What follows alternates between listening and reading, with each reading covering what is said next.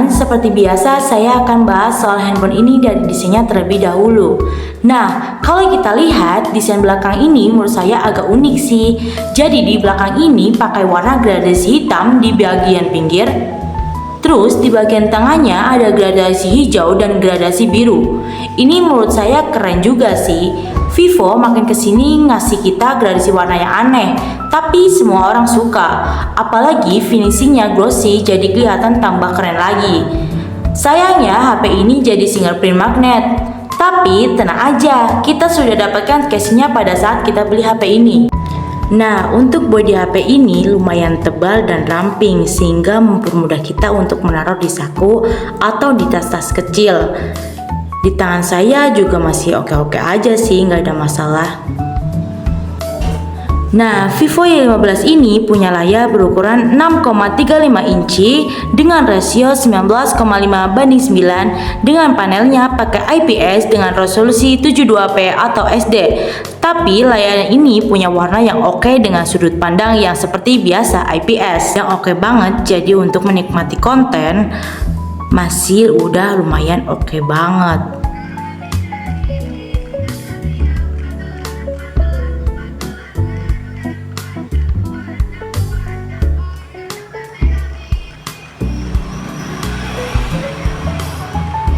Nah, sekarang saya akan bahas tentang spesifikasi. Vivo Y15 ini menggunakan chipset atau prosesor MediaTek Helio P22 yang diproduksi dengan prosesor fabrikasi 12 nanometer. Untuk tes Antutu, HP ini berhasil mencetak di angka 124.288. Meskipun penggunaan intensif seperti bermain game atau menonton video tidak membuat HP ini terlalu panas. Suhu perangkat bisa mencapai 5-35 derajat Celcius. Suhu panas karena CPU dan GPU-nya bekerja maksimal. Hal ini wajar, tapi jika terjadi terus-menerus dapat berdampak buruk pada performa ponsel. Terus, untuk slot yang disediain ada 2 slot SIM nano dan 1 slot micro SD card. Nah, untuk spesifikasi yang kita bahas tadi untuk sehari-hari yaitu chatting,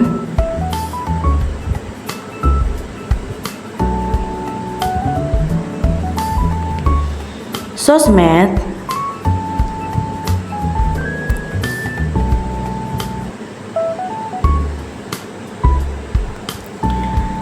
dan multitasking, browsing aja saya sama sekali nggak masalah pada HP ini.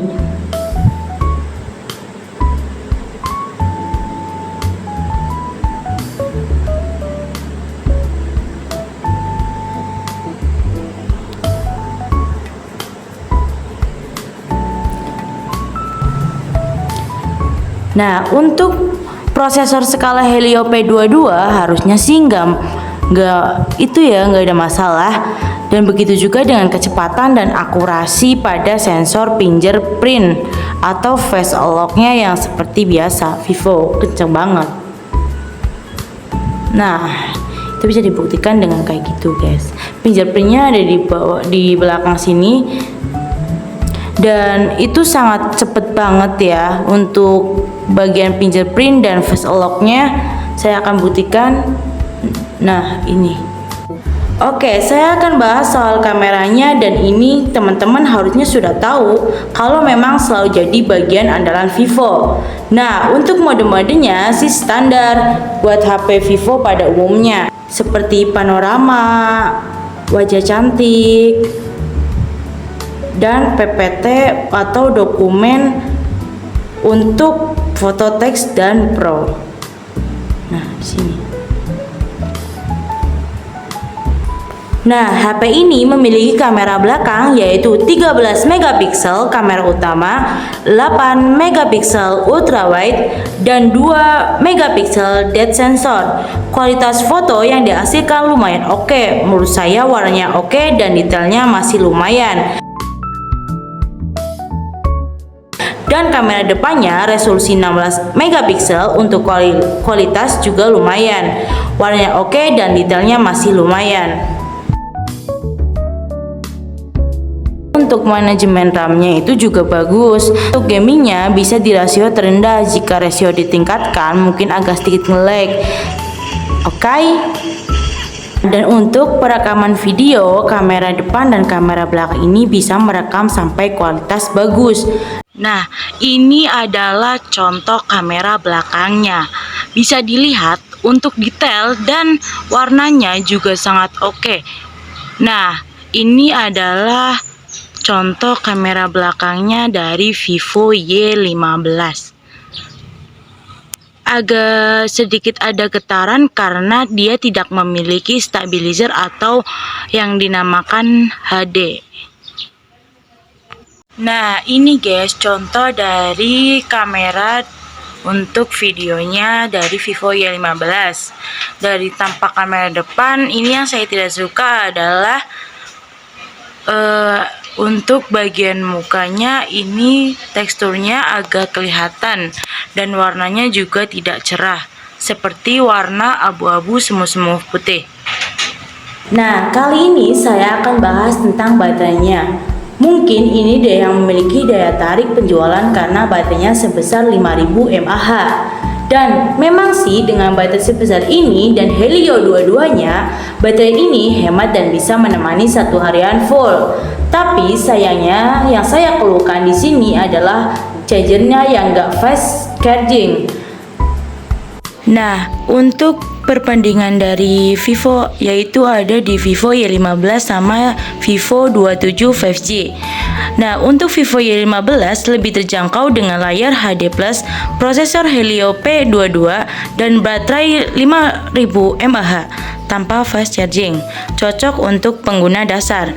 Dan sedangkan untuk Vivo 27 5G unggul dengan layar AMOLED FHD+, prosesor Dimensity 7200, kamera 50 megapiksel dengan OIS, dan dukungan 5G serta fast chargingnya 66 watt, lebih cocok untuk pengguna yang mencari performa tinggi dan fitur canggih. Harga Vivo Y15 dan Vivo Y27 5G dapat bervariasi tergantung pada tempat dan waktu pembelian. Namun berikut adalah perkiraan harga di Indonesia, yaitu pada Vivo Y15 sekitar 2,3 sampai 2,5 juta rupiah, sedangkan Vivo Y27 5G sekitar 3,5 sampai 4 jutaan. Untuk harga yang lebih akurat, disarankan memeriksa toko atau recommended yang terkemuka karena harga dapat berubah tergantung promo dan diskon yang sedang berlaku. Nah, kesimpulannya adalah soal Vivo Y15 ini, dan menurut saya Vivo Y15 ini adalah HP yang udah menentukan siapa aja pembelinya. Dengan kamera yang oke, baterai yang oke, dan desain yang cakep, itu aja sih nilai jual untuk HP ini.